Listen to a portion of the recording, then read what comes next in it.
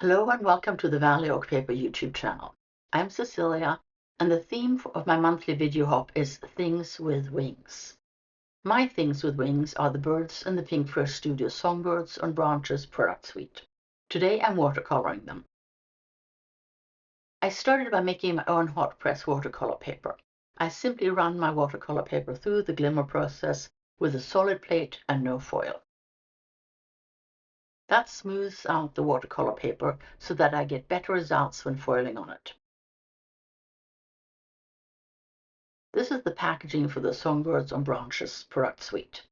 It creates two pretty birds sitting on branches in a leafy canopy. Today I'll be using the Glimmer plate and the die.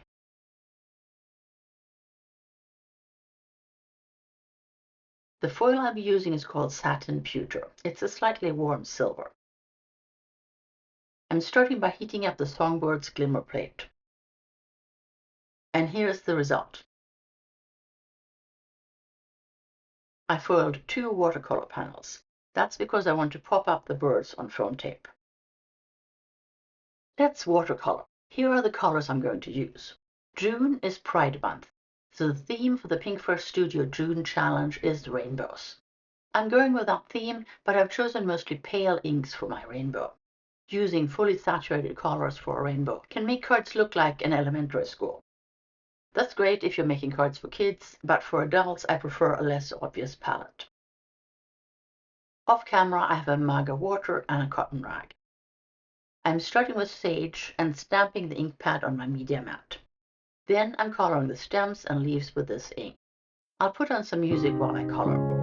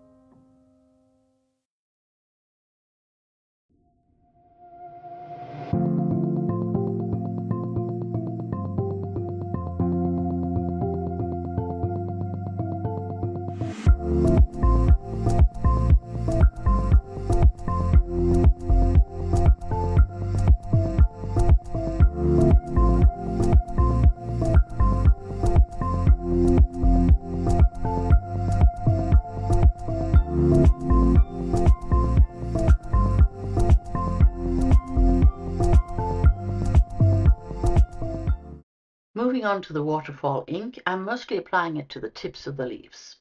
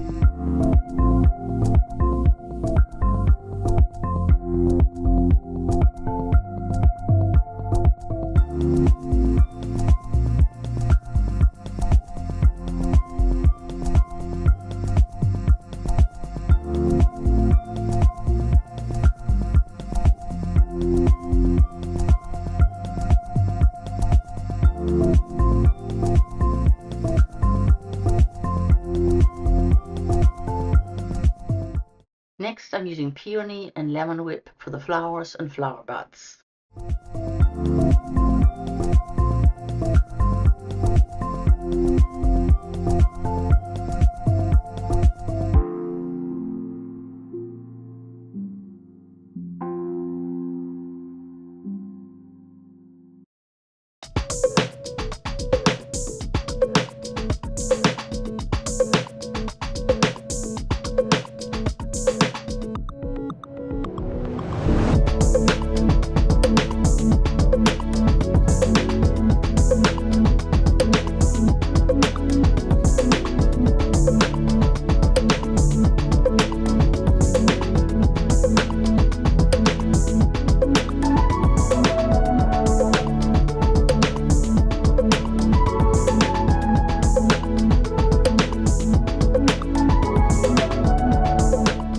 Switching to the second watercolor panel, I'm consulting the packaging for how to paint the birds. I'll be using peony again for the lighter parts and lavender for the darker parts.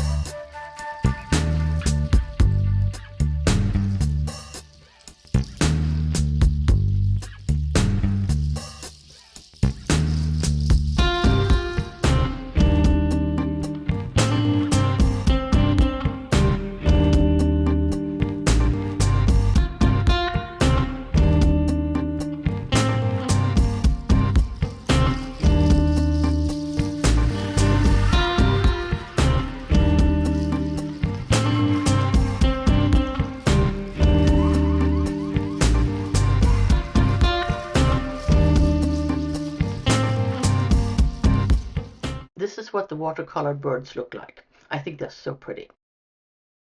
Now I can die cut the vegetation and the birds with the coordinating die.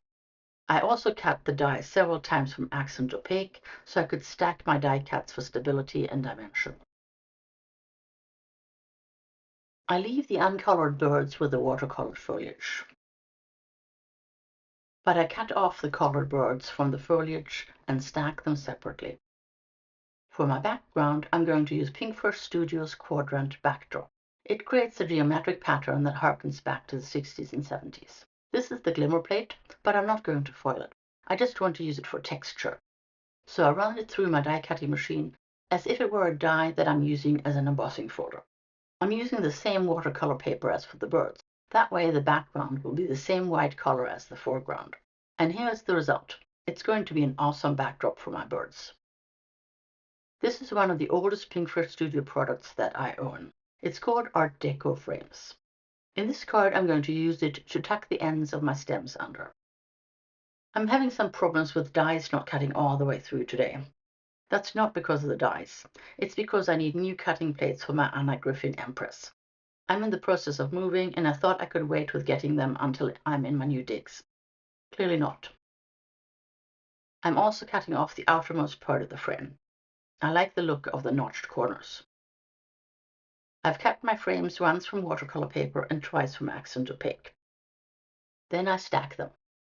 I've got my MISTI out so I can stamp my sentiment. I'm going to use Grateful for You from Pinkfresh Studio Thanks for Being There stamp and die set. I'm using the inner piece of the watercolor paper from the Art Deco frames to stamp on. First I place the stamp in the middle of my paper, then I pick it up with the door. I use anti-static powder and ink up the stamp with Rosamark.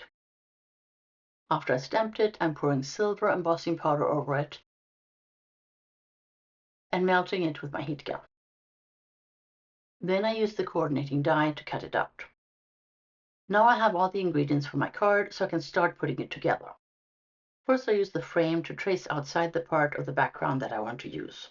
I can't adhere the frame yet because I want to use it to tuck my stems under.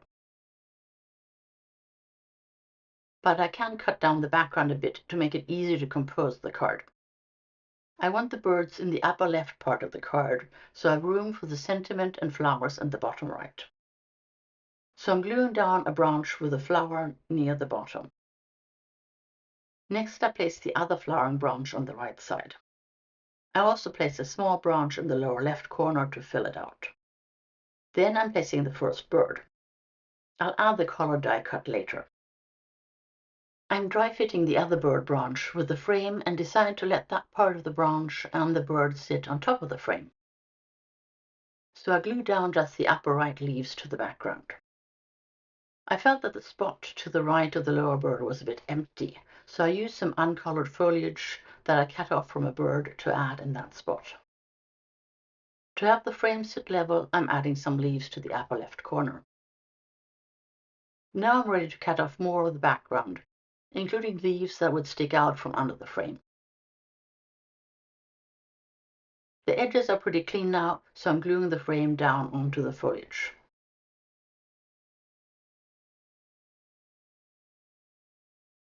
I glue the background to a card base that I've covered with hammer mill.